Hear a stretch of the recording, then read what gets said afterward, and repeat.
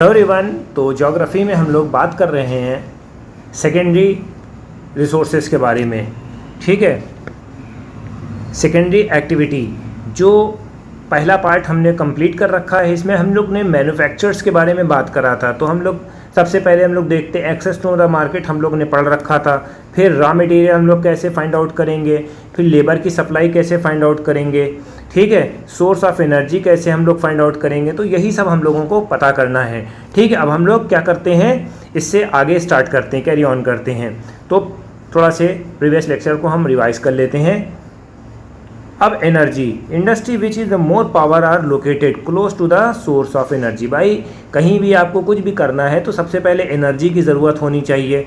ठीक है, अब जैसे मान लो कि इलेक्ट्रिसिटी है, पावर है, उसको लेने के लिए, ठीक है, earlier coal was the main source of energy. Today hydro electricity, petroleum are the important source of energy for many industry. सबसे ज़्यादा सोर्स किसका ज़रूरत है, किसकी, एनर्जी की ज़रूरत है, किसमें, हाइड्रो इलेक्ट्रिसिटी की और पेट्रोलियम की ज़रूरत है। ठीक है, access to the transportation and communication, जब ये सब चीज़ें हो गया तो लाना ले जाना सामान को, ये इम्पॉर्टेंट मुद्दा होता है। Speedy and efficient transport facility to carry the raw material to the factory to move finish good to the market. अब ट्रांसपोर्टेशन का मतलब क्या होता है, भाई आपने प्रोडक्ट को बनाया, अब प्रोडक्ट को एक इंटेंडेड प्लेस पे लेके गए, ठीक है, एक प्लेस पे लेके गए, ठीक है, मार्केट में। अब यहाँ मार्केट में उसको सोल्ड करा जाएगा। ठीक है, the cost of transport play important role in the location of industrial location, बहुत इंपॉर्टेंट होती है। जैसे मान लें कि आपको कहीं सबमिट करना है तो आपको अपनी जो इंडस्ट्री ऐसी जगह खोलनी है जहाँ से आसानी से आपका सामान आ जा सके। बहुत ज़्यादा डेंस एरिया में आपको नहीं खोलना है कि पता चला कि आते आते ट्रक को निकालते निकालते हज़ारों रुपए लग गए। Western Europe and eastern north America highly developed transportation system होता है, induce the concentration of industry. ठीक है, इंडस्ट्री की जो कंसंट्रेशन है उस एरिया में ज़्यादा रहती है। ठीक, सारा सामान वहाँ से उठाते हैं और सोल्ड कर देते हैं, इंपोर्ट कर देते हैं, एक्सपोर्ट कर देते हैं। Modern industry inseparable tie with to transportation system, improvement in the transportation lead to integrated economic development and regional specialization। ठीक, तो ये चीज़ आपको याद रखनी है। कम्युनिकेशन भी इम्पॉर्टेंट होता है। भैया आपने सामान बनाया, सामान पहुंचा कि नहीं पहुंचा, कम से कम बातचीत तो करना ही पड़ेगा ना अगली पार्टी से। गवर्नमेंट की पॉलिसी जो होती है वो बैलेंस इकोनॉमिक डेवलपमेंट को बूस्ट करती है। ठीक है, ताकि आपको थोड़ा से सपोर्ट मिल जाएगा, सब्सिडी दे देती है, टैक्स रिड्यूस कर देती है, तो ये गवर्नमेंट की पॉलिसी के अंडर में आता है। ठीक है, access in the agglomeration link between industry, main industry benefit from the nearness to the leader industry. ठीक है, एक इंडस्ट्री दूसरे इंडस्ट्री को सपोर्ट करती है, यही एक पॉइंट बताना। बड़ी इंडस्ट्री छोटी इंडस्ट्री को सपोर्ट करती है, क्योंकि बिग इंडस्ट्री क्या करती है, अपने सामान को स्मॉल इंडस्ट्री को देती है, स्मॉल इंडस्ट्री और इंडस्ट्री को देती है। तो इस तरह से एक टर्म बन जाता है, यानी एंग्लोमरेशन हो जाता है।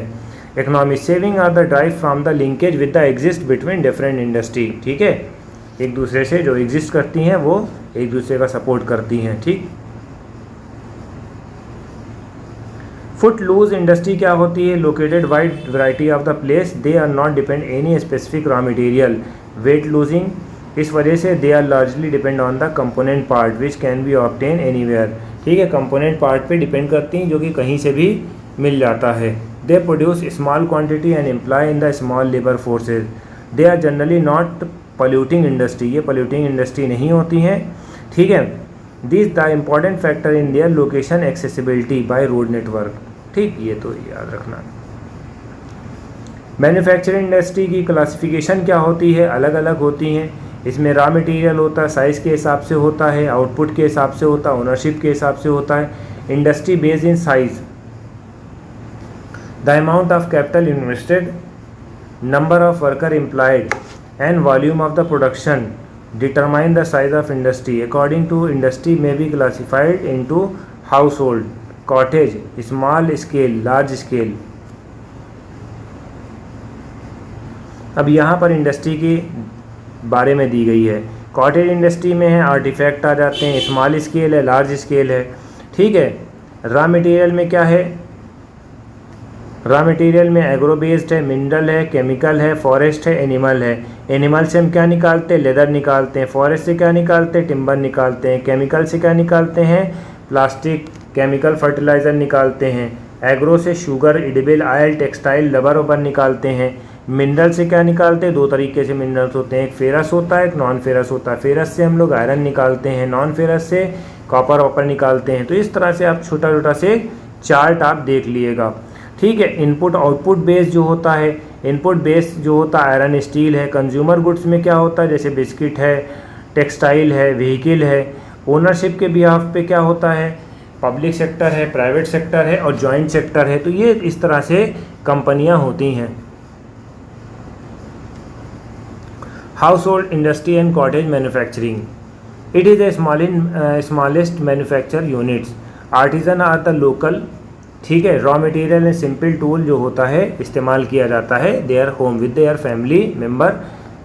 फिनिश प्रोडक्ट में भी consumption of the same household, ठीक है। हाउस होल्ड इंडस्ट्री का मतलब क्या होता है? जो घर वर में बनी जाती कॉटेज इंडस्ट्री होती है for the sale, local market में बार्टर सिस्टम में होता है, ये याद रखिएगा। Capital and transportation don't wide much influence, ठीक है। या कैपिटल, बहुत ज़्यादा कैपिटल की ज़रूरत नहीं होती, बहुत ज़्यादा ट्रांसपोर्टेशन की ज़रूरत नहीं होती। अपने पास पड़ोस की गांव में ये लोग अपना बेच लेते हैं, सोल्ड कर लेते हैं। जबिया वबिया बना के सब दिखाया तो है, ये चीज़ है। Some common everyday product the sector, common everyday जैसे फूड स्टफ है, फैब्रिक है, मैट है, कंटेनर है, ठीक है, चूरन वूरन ये सब है, सेव है, ये सब ऐसे अपने हिसाब से भी थोड़ा से मेंशन इसमें कर लिएगा, ठीक है। शूज़ है, शूज़ पॉलिश कर लिया, ठीक है। तो इस तरह से लेदर की है, पॉटरी है, ब्रिक्स है, क्ले, स्टोन है, ठीक, गोल्ड मेकिंग है, ये सब चीज़ें कॉमन एवरीडे में जो प्रोडक्ट इस्तेमाल होते हैं इसको बोलते हैं, ठीक है। इसको हम क्या बोलते हैं? कॉटेज इंडस्ट्री बोलते हैं। स्मॉल स्केल इंडस्ट्री में क्या होता है? स्मॉल स्केल इंडस्ट्री में टेक्निक्स का इस्तेमाल भी होता है। And manufacture workshop outside the home, home से अलग होता है। This is the manufacture uses, local raw material की ज़रूरत होती है, पावर ड्राइवन मशीन की ज़रूरत होती है, सेमी स्किल लेबर की ज़रूरत होती है, एम्प्लॉयमेंट देता है, लोकल परचेजिंग पावर बढ़ती है। इंडिया, चाइना है, ब्राज़ील है, ये सब लोग ज़्यादा स्मॉल स्केल मैन्युफैक्चर पे डिपेंड करते हैं, ठीक है। तो ये बात आपको ध्यान रखनी है। लार्ज स्केल मैन्युफैक्चर का मतलब क्या होता है? लार्ज मार्केट होती है, रॉ मटेरियल अलग अलग होते हैं, इनॉर्मस एनर्जी होती है, स्पेशलाइज वर्कर होते हैं, अच्छे इंजीनियर, डॉक्टर, बड़े बड़े इंजीनियर, सॉरी डॉक्टर कहाँ से आ जाएगा, इंजीनियर्स होते हैं, ठीक है। तो ये आपको याद रखनी है। Assembly line, masses production, large capital investment होता है, तो ये याद रखिए। कहाँ कहाँ की जाती है कि यूनाइटेड किंगडम है, नॉर्दर्न स्टेट ऑफ अमेरिका है, ठीक है, यूरोप है, ऑल पार्ट में डिफ्यूज़ रहती है, ठीक है। तो ये चीज़ आपको याद रखनी है।